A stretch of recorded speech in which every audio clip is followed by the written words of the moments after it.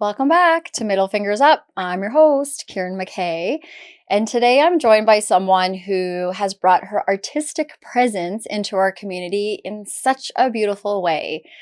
Palak, the founder of Palak Studio Inc., is not just an artist. She's a community builder. She's a visionary. She is an immigrant who saw an opportunity to create something meaningful through art.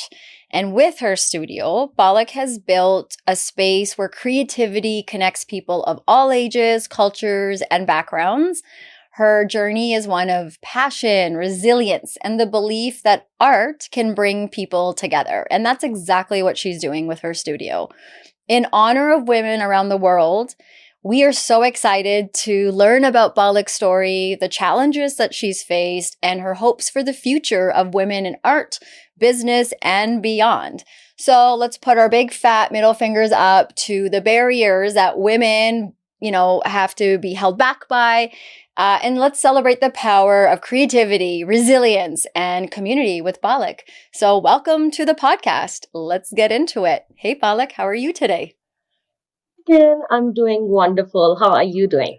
You know what? I'm doing really good too. It's a good day. I woke up feeling with lots of energy today. It's been a while. I've been sick for a while. So I'm really excited today. I was like, I think I might be feeling a little bit like myself again. And that's always nice to feel like ourselves. That's amazing. So, as we said in the intro, you are a woman of art. So before we talk about your passion for art, let's get a little bit into who little Palak was. So I'd love to learn about, what growing up was like for you. And maybe we'll start there. Let's just start there. What was growing up like, and what was Palak like before she came to Canada? Beautiful question to start with there.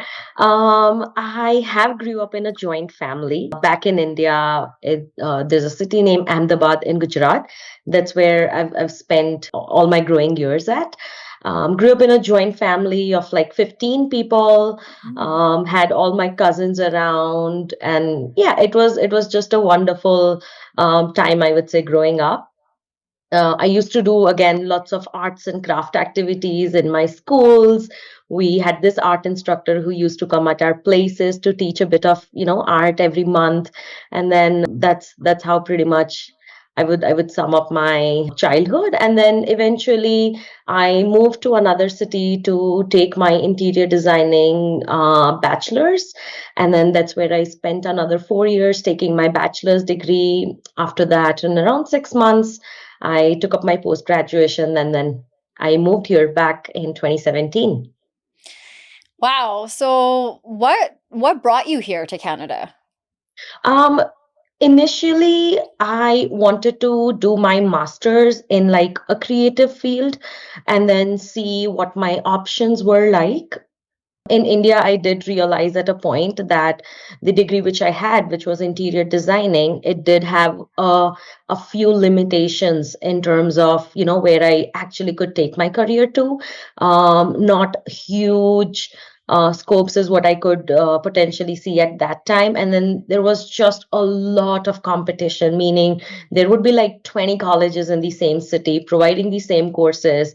And then just like bunch and bunch of interior designers coming out each year, just building up so much competition for you, and not like a whole big of career path in front of me is what I could see. So yeah, that's when I initially decided that, hey, maybe I could see, what courses I could find maybe in the USA or maybe Canada. And then kitchen and bath courses really what like attracted me, because when you design a house, kitchens and bathrooms are like, those design elements other than your furniture and decors. Like, you could actually play an important role in actually designing it and playing things around with.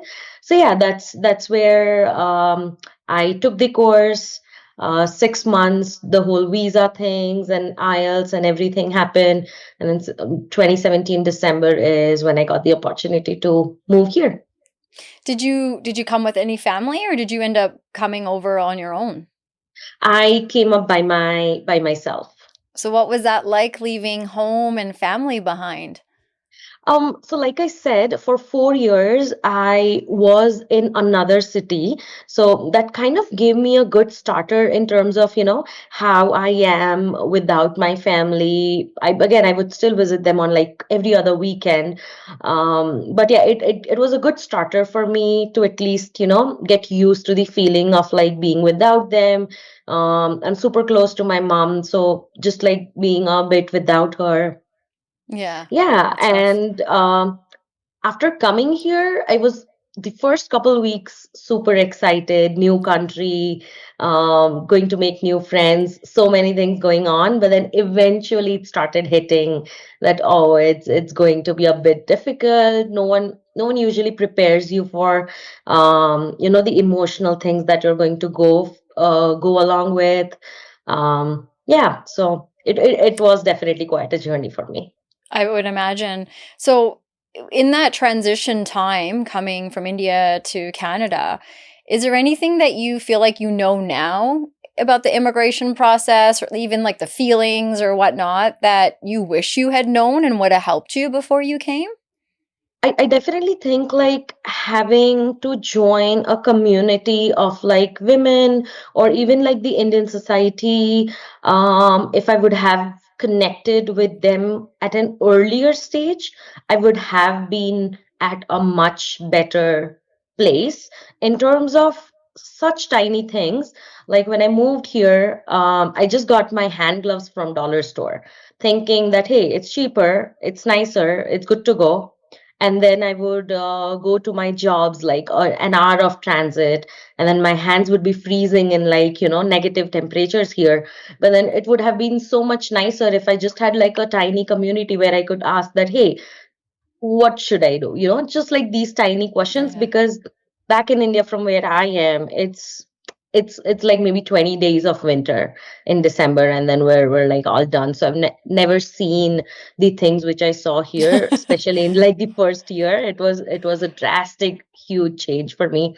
Then yeah, so I think like having a community where you could ask like these maybe silly questions, maybe group of people meeting, and that's where you could just like go in, meet.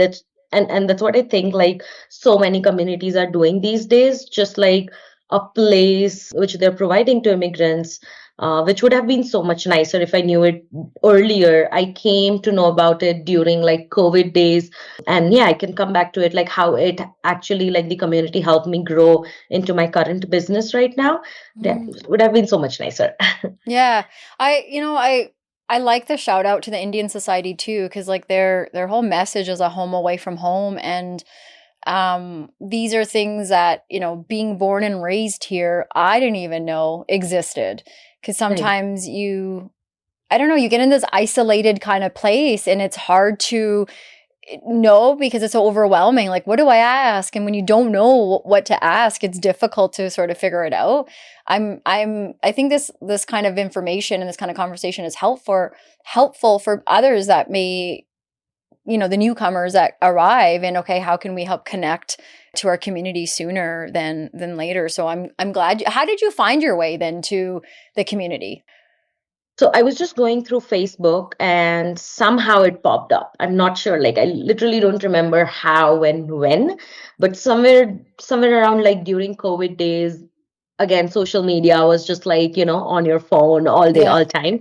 And then that's when the Indian Society of Calgary came in, joined the group, and then found like, oh, wow, like people would ask so many questions. There were so many comments answering them. And then like so many things happening there. And then that's where I actually started participating after like the COVID ended into like volunteering and stuff. And then things just kind of rolled from there. That's awesome. Like when you look back, did you ever think that you would have made your way over to Canada now that you're here, when you look back, like how your journey kind of went? Do you feel like, oh yeah, it makes sense that I'm here? Or are you a little surprised that this is where you've come to? To be honest, a bit surprised to be looking at where I am right now. So initially, to start with, I never thought art like was going to be something which I will be doing full time. It was always a hobby, something which I always wanted to do. Even after my 12th grade in India, you would get like three categories, which is arts, commerce, or science. Mm. And then I wanted to go for arts because I got like good grades. In my 10th, my dad was like, you should just take up science and then, take your way up from there because it just had like better opportunities, which is engineering, doctors, stuff like that, which was just like so forefront, Yeah. during those days. And then I wanted to take arts, and then we both sacrificed a bit, came up to the commerce as like my field, and then I ended up taking commerce and then interior designing. That's so cute. I love that. If you could go back to any, age as little Palak, medium Palak, current Palak, like what age would you go back and what would you tell her? I would 100% go back to my fourth grade, fifth grade, like, that age. I was so underconfident, like with everything around me, so underconfident with like the things, even with like speaking up for myself, for like showcasing what I would be doing, for showing my interest. Like I said, even with like the science and commerce as the field, I did sacrifice a bit and then, ended up taking commerce. Imagine if I had took like arts back then, I would have been so much better with my Mhm. field, and then even with my arts, it would have been so much better. But then, yeah, just speaking up for myself, the confidence was never there, which eventually came up when I came here. And then when I started building, my own company, did full time with my arts, and then again connected with so many people, attended so many of like mental well-being workshops, things like that. And then yeah, it has just like started building my confidence altogether again now. And I feel I'm like much confident person now. Again, a long way to go. Oh, I like hearing that. I think that's awesome. And sometimes we don't go back and credit that part of us when, that's helped us build that confidence or what. And I think that's a nice way to go visit yourself. If we transition to your business, you had said as a kid, you loved arts and crafts, art was a hobby. You've talked about why you chose, your profession. And when you came here, you've been here less than 10 years and you've created this like amazing community within your own art studio. So, can you tell us how Bollock Studio Inc. kind of started up? Yeah, absolutely. I would love to. That's kind of my favorite part of my life. uh so like I said, art was always a hobby. And then when I came down to Canada, I came here with all my sketchbooks and, paints and stuff like that. But those like initial 2 years when I was actually taking my post graduation, I was doing like a part-time job, never used transits, local transits back home in India, and then altogether moving to that part here, cooking for myself, doing home chores was such like a huge roller coaster for me that I just couldn't do any art for like couple years after coming here. And then fast forward, I got into like a job with IKEA in their kitchen department section. So I started working again art. I would do art maybe every 5 months, every 6 months, something like that, but not really something which I would love doing, which is every week or probably every other day. And then COVID hit. Mhm. So COVID was such a huge, life turner for me because IKEA was shut for a few months. And then we all got a temporary layoff, mentioning that whenever they restart again, we'll be back to work. So I had all the time for myself. I had, like I said, I had all my art supplies at home, and that's when I actually started doing like arts daily. I would do my art, just put it up on my Instagram, Facebook, show it to my family, friends, everyone, and then again I would make another piece. I took this really cute like a local alcohol ink class, again got so inspired from it. So things kind of started rolling towards the category of art during COVID, And Mhm. then because I would start like putting up my artworks everywhere, and like I said, I got in touch with Indian Society of Calgary at that specific time. I also posted my artworks on their page, and I got such a positive response from everyone. And then people started asking me if I could take art classes for their kids, and that's when it actually started like monetizing for me. Some of the people bought my artworks. Again, that started monetizing. So now I knew that I had two categories as like part-time, which is teaching kids, and then also selling my artwork, which is monetizing. And that's when actually like initially my Instagram account got the name Palak Studioing. That's where I would like post everything. So that's when the actual Palak Studioing came into formation. Fast forward a bit, my IKEA job again got started as a kitchen designer. So I would 9 to 5 as a kitchen designer, and then after 5 is when I would do, my art classes, a bit of my commissioned artworks, stuff like that. And then again, fast forward to couple years, which is 2021, is when I realized I probably can't juggle both things together, because the art category was coming a bit, forefront for me. So Mhm. I got my company registered.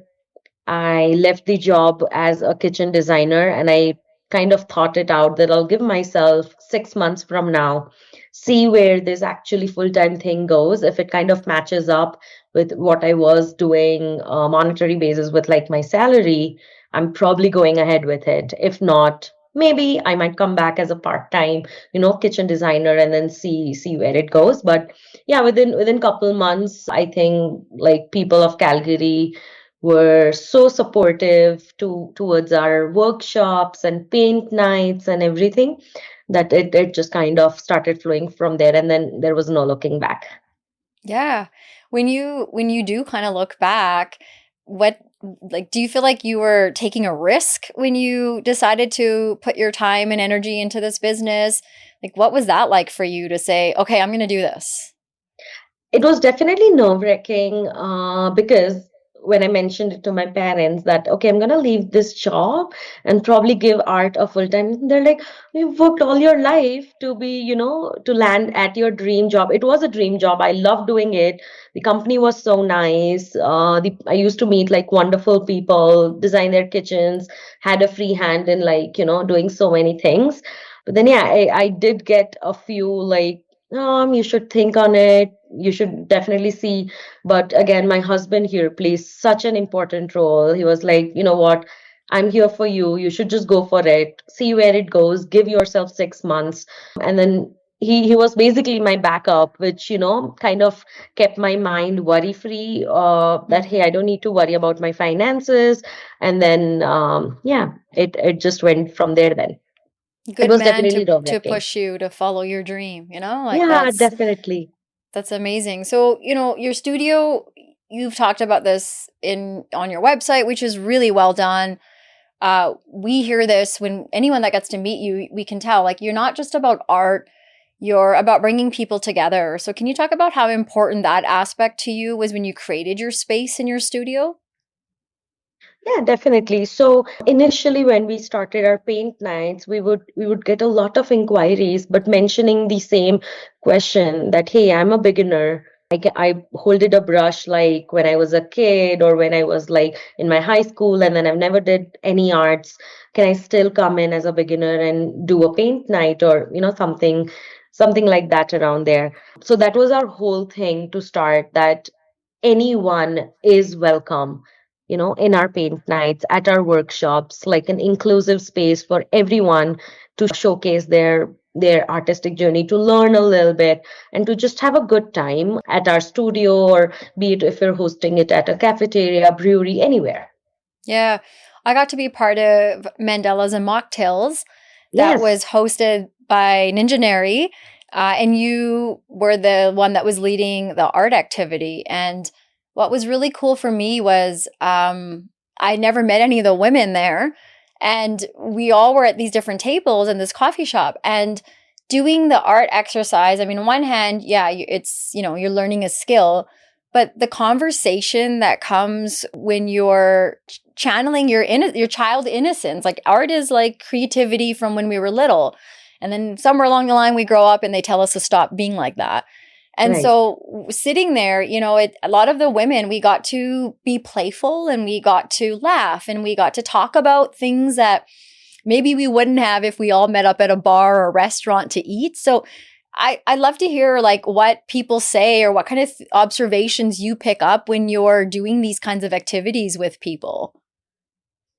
That's such a wonderful question to begin with. So definitely one thing is conversations, like you mentioned. We have had wonderful corporate paint nights. We've had some really girls only paint nights where we would have like all the stranger girls come up, all the stranger ladies come up, and then they would just leave with so many new friends and so many beautiful conversations at our tables, along with the arts, of course. So that's always such a nice part. And the best thing which I find is when they're done with their artwork, them showing their artwork with like, hey, I added this tiny touch to it. This is what it means to me. And then again, popping up with more conversations based on them. I never thought I'm going to able to make this beautiful of a painting, things like that. So that kind of really touches me when I see that, okay, people are coming together, they're having these wonderful conversations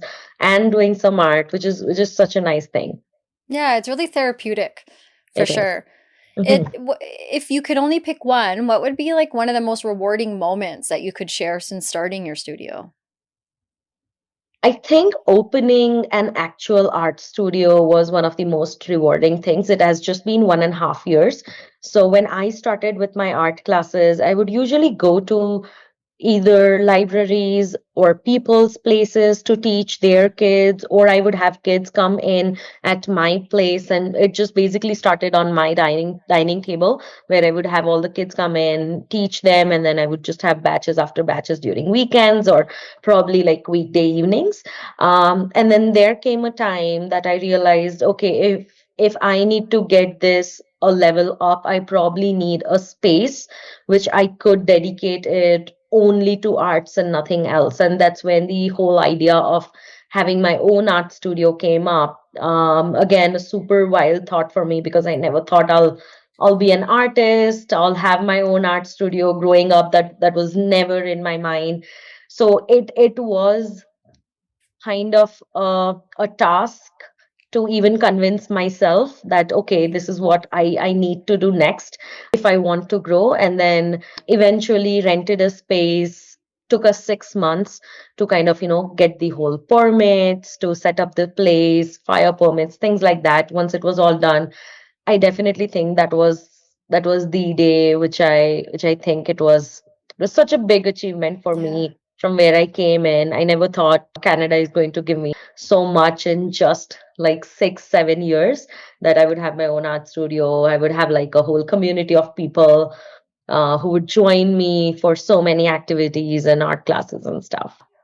Can I ask you, because you touched a little bit on this, is that a little bit of that underestimating that a lot of women, a lot of us do, where, in one way it's about art, but you're also becoming a business woman. And there are probably women viewing or listening today that think, oh, Palak's different. That's not like me. I could never follow my dream or make it come to light.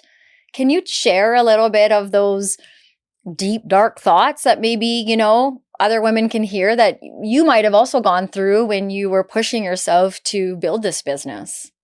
Absolutely. So it was never an easy journey, especially for me, because when I came into Canada, again, I was not always a super confident person. Neither I am right now, I would say. But it was a journey, kind of building my confidence up. So reaching out to different cafeterias or even like places to ask them that, hey, could I just like host a paint night here, and then we could have people taking drinks and food and everything from your place. So even this was a huge task for me, even like calling up people, local businesses in Calgary. At a time, there was a time that when my art class registrations kind of started dropping, just because there are certain times when it starts dropping, which is like, let's say December's, when people are going either out for vacations, they want to have some family time, stuff like that. So one of the December's registrations kind of dropped, and then again I was fighting with myself, should I just like stop this altogether? I don't think this is worth it. I didn't have my studio back then. I was doing it from my home. And then again, I talked to my husband that, hey, you know what, I think I'm just gonna, shut my art classes off. I don't think this is really working out. It's just taking so much of my energy. And then yeah, so he was like, oh, you can if you want to do that, but you've started this with so many efforts, and I think they're all going to come back, eventually, and then things are just going to work out for you.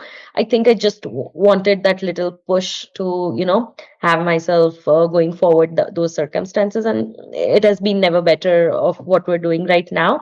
But yeah, there have been so many of these tiny moments that I felt probably I can't do this. But then again, I've pushed myself out of those, comfort zones.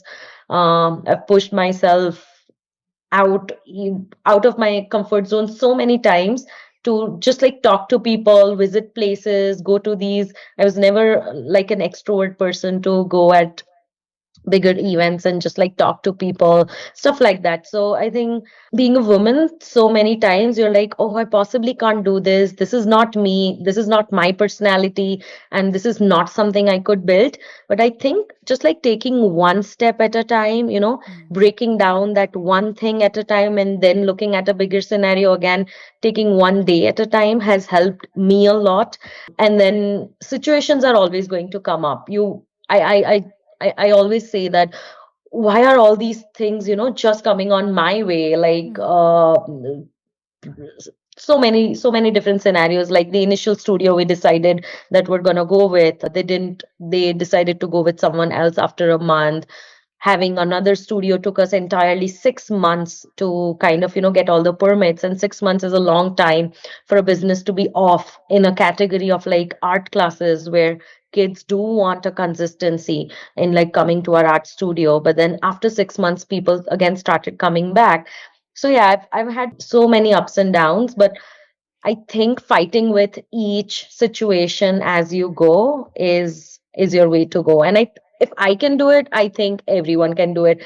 Trust me, I was like a super, super underconfident person growing up. You know what I love that you're sharing is that, sometimes we look, even looking at you for an example, if we go to your studio and all that, many of us might think it was so easy and success has just always been there for you. And I think sometimes when we take the time to get to know each other and we ask those like risky questions of like, yo, did you like, were you scared? Were you nervous? Or when we just come out and share it, I think it's so healing for a lot of other women who sometimes forget that they have that in them too. But, we look to others and we see their polished version and we're like, oh, yeah, okay, well, she already has all of that success or whatnot. But at the end of the day, even if your husband, pushed you and provided that support as he should, and I'm glad he did, it really has to come from you. You have to be the one that's going to say, okay, I'm going to do it and I'm going to, learn from this mistake or learn from this challenge. And that's really what you've done is every little challenge is you've turned it into an opportunity. And I think that's lovely. And I think, maybe you can share in celebration of women around the world, like what is your hope for other women in arts or business or even leadership? Like, what do you hope to see, from other women as well? One thing definitely of what I see in all my, all the cousins around me, all the friends around me, is that they have the talent in them. They have the capabilities of from what I see in them. It's just going out, taking that step, and then, actually taking action on what they're speaking, what they're saying, and what they want to do. Mm. I see so many women around me, like let's say just one of my cousins who wants to have a nail art business, wants to do nails, but has been talking about it since like 3 4 months from now. But that action, like taking that first step, putting it up somewhere, grabbing that first client, is so important to start. So just like take that start, even if you're even if you're going to fail, that's okay. I've failed in so many of my workshops. Like, I know now that okay, my art classes are going good, my certain workshops are going good, but to know that okay, these workshops are going good, I had to fail in other 10 workshops Mhm. to know that okay, this is going to work for me. So trying out and taking that first step, I think, is so important to know what actually is going to work for you. That's very well said. I appreciate you sharing that. Because, Yeah. like, that's the thing is sometimes we're afraid to even start because we're so afraid of failure. And that fear, though, if we can translate it to being brave, it can kind of push us to, take that leap or whatnot and not having the expectation. Like, sometimes I don't know if this is the right thing, but I'm someone that can get caught up in, poor feedback because of my own confidence and stuff like that. And so sometimes I have to be like, you know what? Good feedback, poor feedback, it's the same. It doesn't matter. Someone today is going to say you're great. Someone tomorrow is going to say you're not great. The feedback that we have to really commit to is like, what are we saying to ourselves? We're in our head all day, every day, and the only one up in here. So how can we, nourish what we're saying up there and grow it in a way that will challenge us to give. And that's what you're doing is even though this is your business, you're actually giving a lot more to us in the community than maybe even to yourself because you've created a safe place for people of all ages and cultures and what to get together and do something that often is really not appreciated. Art isn't always seen as something that is important or necessary, but any community that has art in it is a community that's thriving. Yeah, definitely. I mean, just to add up on what you said as well, my mother, my grandmother, everyone were artists. So I again, I never saw it as they were artists growing up because my grandma, she would knit and she would make sweaters and so many cool things. Then I would just see it as okay, she knits. And then my mom, she would do so many of these tiny artworks at home to put it up on like walls and stuff. She recently got into punch needling. So she would make Oh. these really cool cushions and she would send it over here as well. I have it in my living room right now as well. But yeah, like for them as well. And since ages, we have been seeing art which is like has been so much penetrated within women, not so much in men, I would say nowadays, but then in past, yes, in men as well. Like my grandpa, he used to make these huge, how do I say this, khatiyas, where you would need these beautiful patterns to be made, basically a Mhm. traditional bed in a village, and he used to make them with like such amazing beautiful designs. And I think art has always been such an important part of all of our lives. But then as you again you grow up, and then as you come down to more of a city life, a busy life, you kind of leave certain things apart from you, and then you haven't really got time for it. But I think with like connected with so many traditions and culture, art has been such an important part of all our lives. Mhm. Yeah, I would agree. That's so well said. If we were to give advice, if you were to give advice to other women, maybe even like immigrant women who second guess themselves and don't really feel like there's a space for them here, but also want to follow their passion, like what would you say to them if they're feeling unsure and where to start? I think, first of all, having confidence in yourself, having that confidence that, okay, I can do it. I know accent can be a huge thing for immigrants because when I moved here, the first thing which I came across was my Indian English accent, where so many white people or just like people around me, Canadians, would think, oh, what's that word that you just spoke? And it would be the same word, but just because of accents, you would feel that, oh, I probably don't belong here. I probably don't say things correctly. I probably am not someone who can, take care of like hosting certain things or whatever. So I think accents are okay to start with. you're okay. If they don't understand, you can just repeat yourself, which is absolutely okay. When I started my paint nights, that was a big thing for me, which eventually again I worked on it, got few things corrected in myself. But yeah, I think it's absolutely okay to begin with, to have confidence in yourself that you can do it, and then at least give it a try. Again, coming back to the same thing, most immigrants won't give it a try, thinking that this is a new country for me. I don't have enough connections here to start anything at. I don't have my friends or families here so that they would multiply my clientele. Again, I'm a good example for you guys. You don't need it. I didn't have anyone here. Everything what came down to me was like super organic. Just putting your best work out there, people are going to recognize it and come down to you to whatever services or whatever business that you are providing. I'm glad that you pointed that out. I've never had anyone talk about the accents, and it's there. And I think there's a lot of stigma around that. And you're right, a lot of people will prevent themselves from sharing, whether it be in an office or whatnot, because people right away go to that accent. And this is why it's so important to feature our women and immigrant women, men, people, because the more we see people that look and talk like us, the more, comfortable and confidence we can also build. So having someone like you represent our community is like perfect, because you're talking about the things that so many people are stuck in their heads with. So I appreciate you saying Right. that. So let's talk about your studio. Like, what's next for you? What are some cool projects or dreams or hopes that you wish will come to life?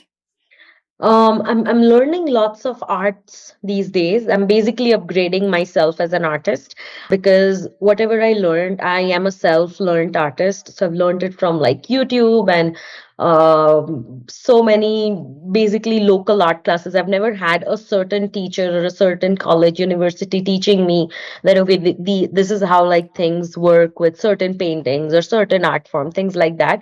So I'm definitely upgrading myself as an artist right now. I'm a face painter as well, so upgrading my kind of face painting skills. I'm taking amazing courses which are available, because again, I have the liberty to spend certain amounts on my skills now, on myself now. So I'm taking that liberty, working on that aspect right now. Talking about studio, we definitely want to be a bigger space in terms of providing more workshops, more art categories to people who want to learn. Like, let's say if someone comes in, they wants to learn certain specific art.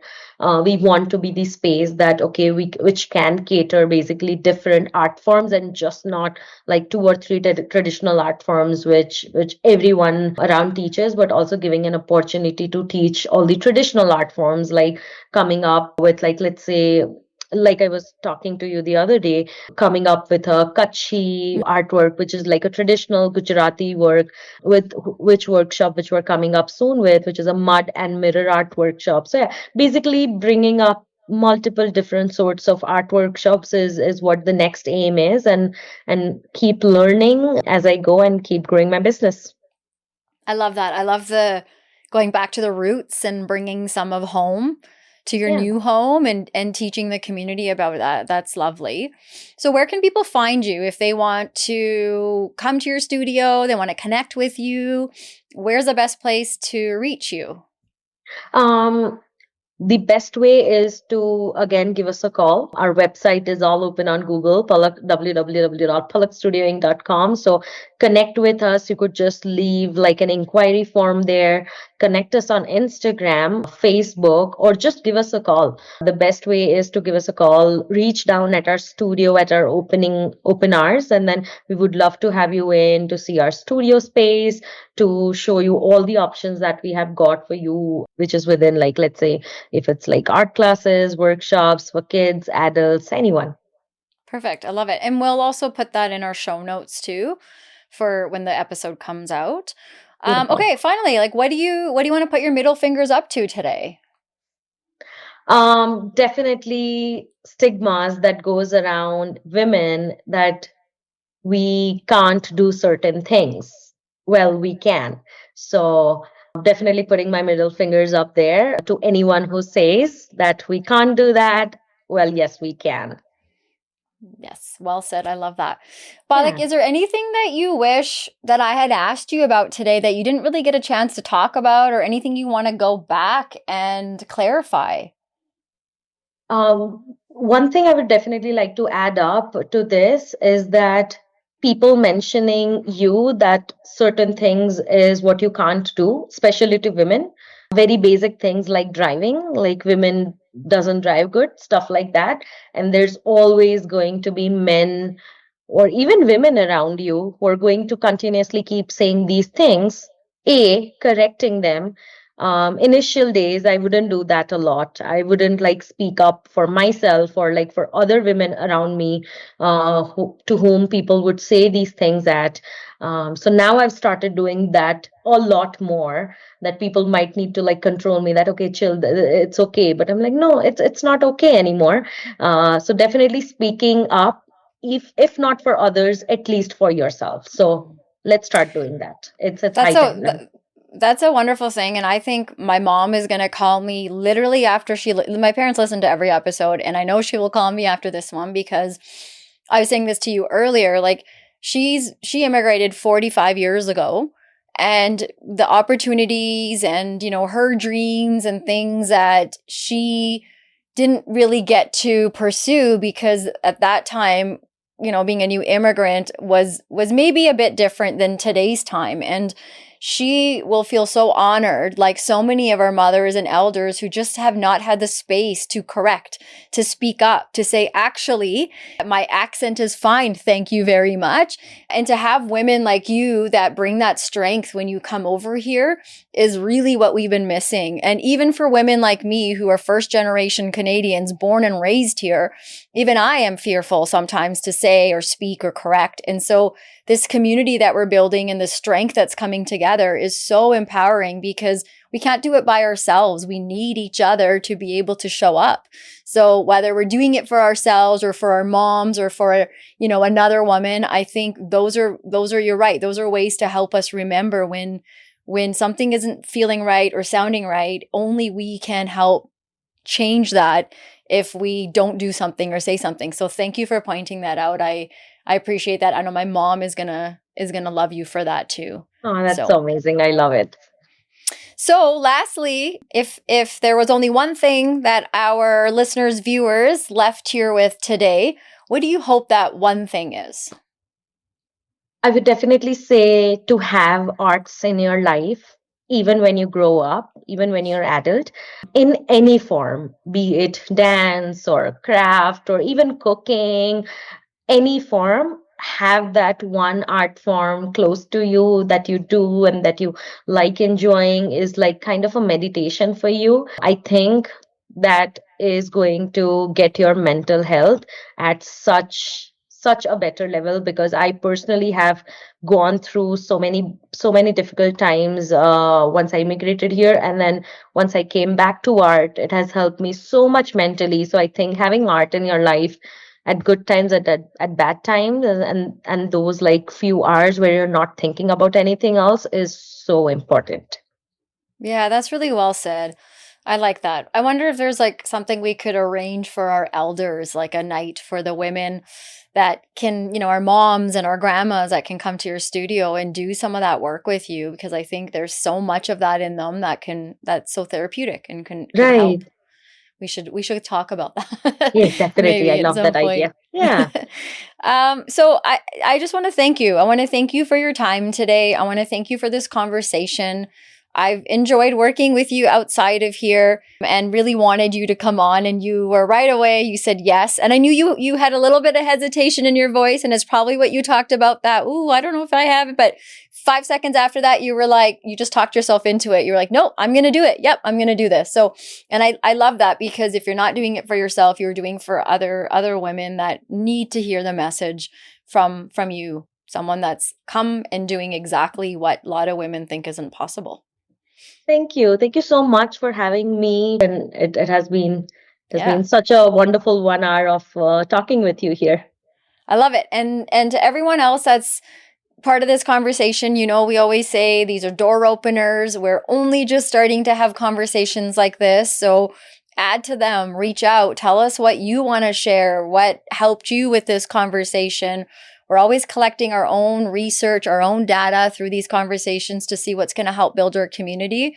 And that's all we want to do. So please reach out. Let us know if you want to be part of future conversations like this.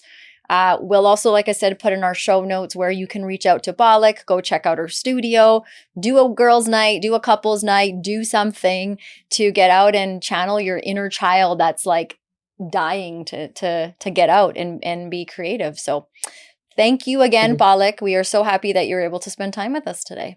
You're very welcome. Thank you so much.